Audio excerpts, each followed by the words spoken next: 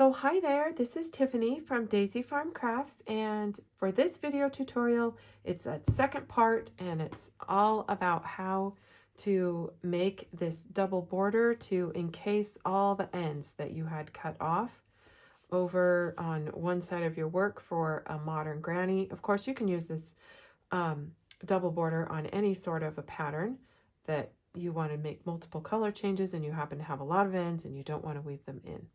Of course, you'll have two at the very end that I haven't woven in.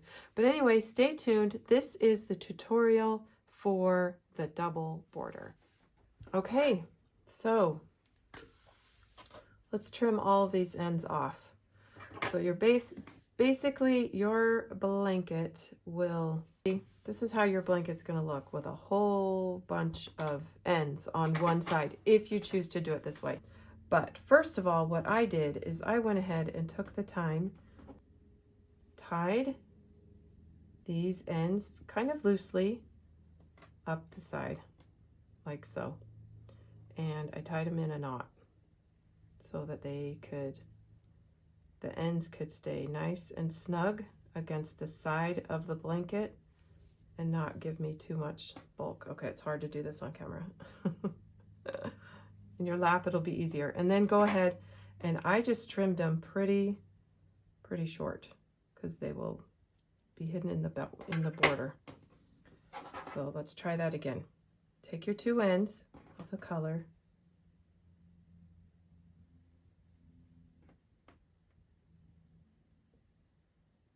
and double knot them, triple knot them. If you're using bigger yarn, this is pretty tiny, lightweight 3 yarn.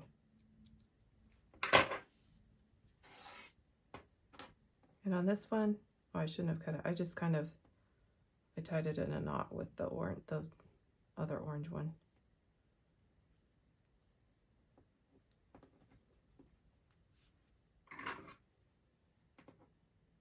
Trim. And I just trimmed this one. It will lay down flat because it's pretty much in a knot already. This is our starting. Just trim them up. I know it's kind of scary because I'm used to weaving in ends. Now what you're going to want to do is start with a hook one size larger. Take any color that you would like to use. And let's go ahead and start slip stitching. Turn it as if you're going against the row again. Start in the top of that last stitch. Go ahead and pull through. Give yourself a somewhat long tail. And here we go. Now we're going to slip stitch into the top of each of these stitches and keep it fairly loose.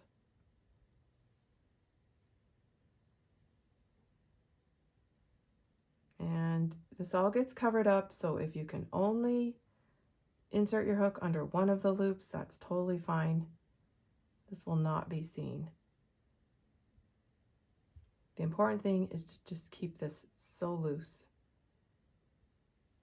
because we're going to be going back over it and building up two sides to our wall for the border.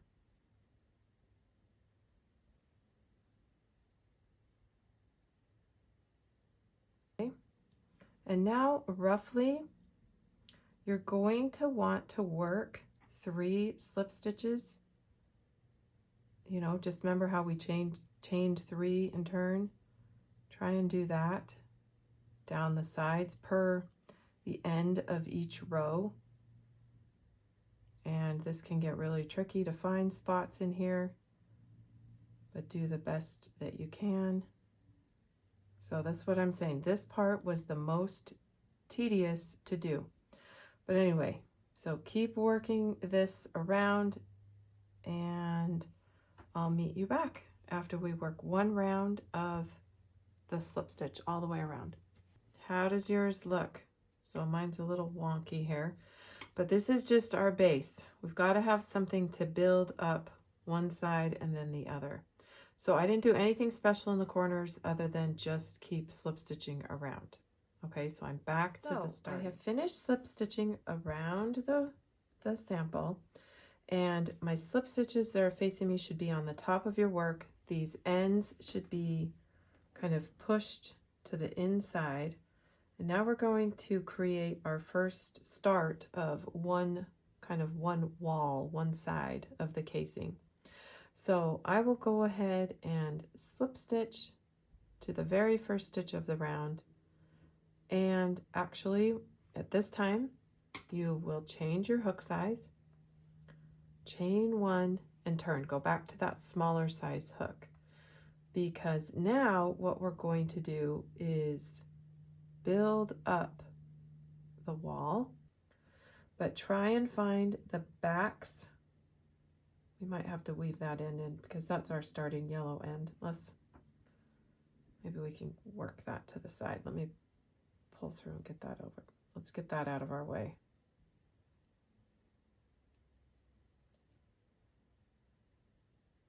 Okay, get that out of our way. Okay, so what we want to do here is come and work single crochets on the back side of those slip stitches.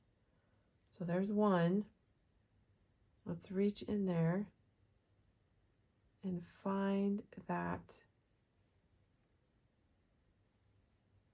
the back of that slip stitch.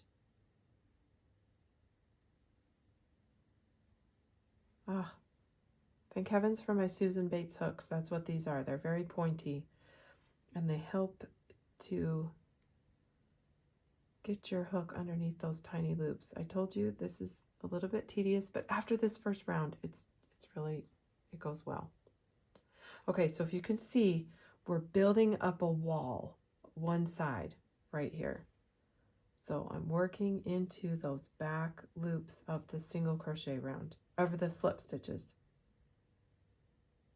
And when I get to the corner, I will work the single crochet, chain, single crochet to get me around the corner.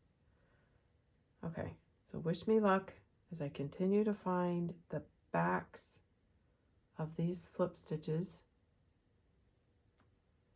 Hopefully they haven't tightened up on you too much. Looks like some of mine have. That's why I was saying, oh, keep that first round of slip stitches so loose. Keep your ends to that side of the work because we want them in the middle, because we're building up two sides and then going to crochet it together. Okay, I got down that first side. All of my single crochets should be on this side of the work. You should have your ends towards the middle or towards that side of the work.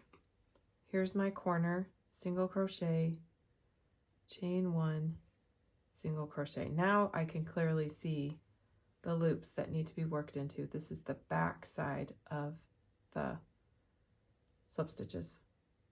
So just continue your work all the way around, making sure you get that single crochet, chain one, single crochet into the corner. Okay, I'm completely done. Okay, so I'm completely done with my first round. And same thing at the very end here, though on my last one, I forgot. Let's do a single crochet, chain, single crochet, and then slip stitch. This time I can slip stitch to underneath both loops. There, chain one, and turn. Okay, we've got all of our ends hopefully to ones. Now they should be like in the middle down here. We're kind of in the middle between that slip stitch and this round that we're trying to build up. So, okay, now let's work one round. So go ahead and work one single crochet and in that chain one space that we just made. You can find it or just work into the top of the chains. Let's do that same corner, single crochet, chain one, single crochet. Make sure you work underneath. And now finally I feel like we're home free. Just work your single crochets. Okay, I'm to the end of the second round of single crochet. And I just worked the last stitch. Now I'm going to join to the first stitch of the round. Chain 2 and turn.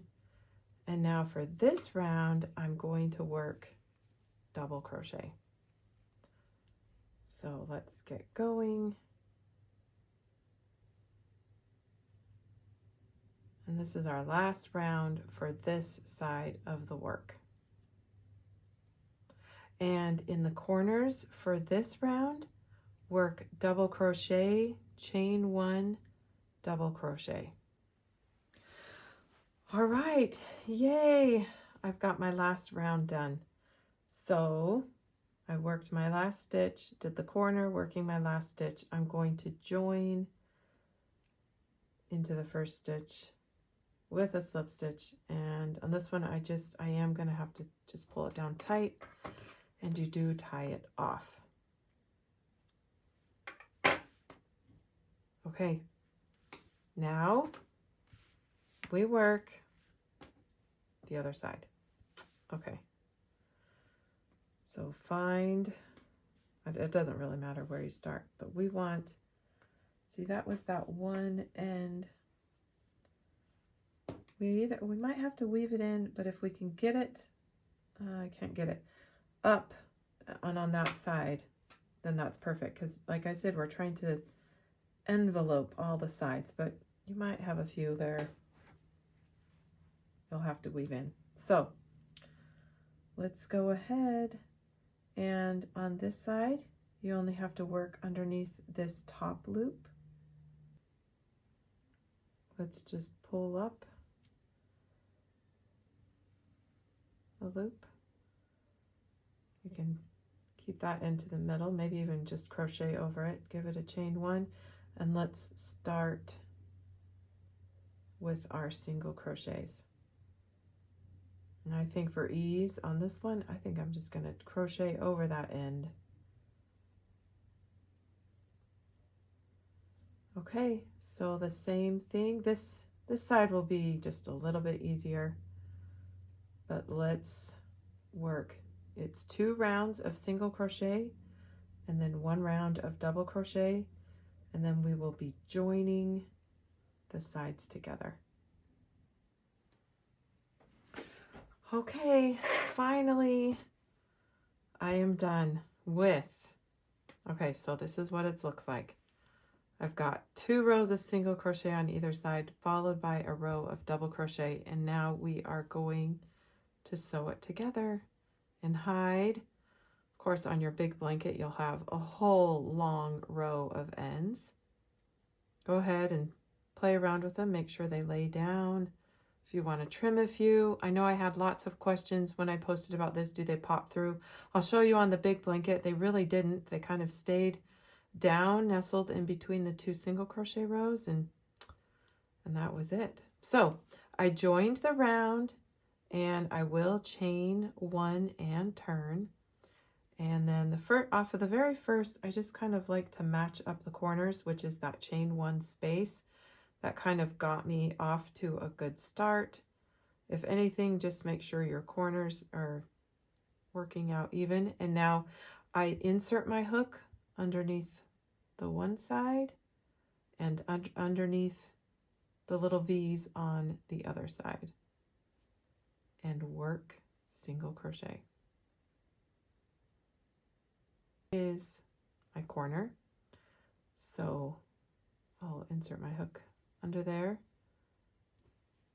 single crochet, chain 1, single crochet, and keep working on down, matching. Okay, here it is, the final round.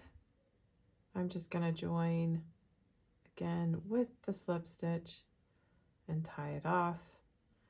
And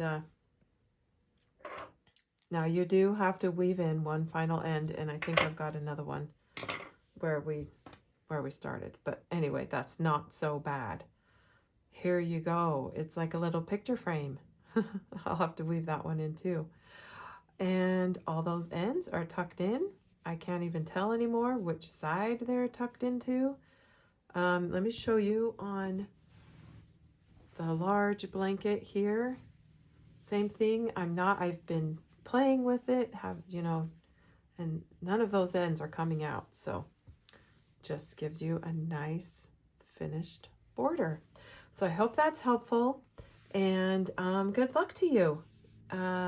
Full pattern is on daisyfarmcrafts.com for the we're going to call this one the Rainbow Modern Granny, but we also have lots of Modern Granny designs. Same pattern, but different color changes. So anyway, good luck to you. Thanks for stopping by.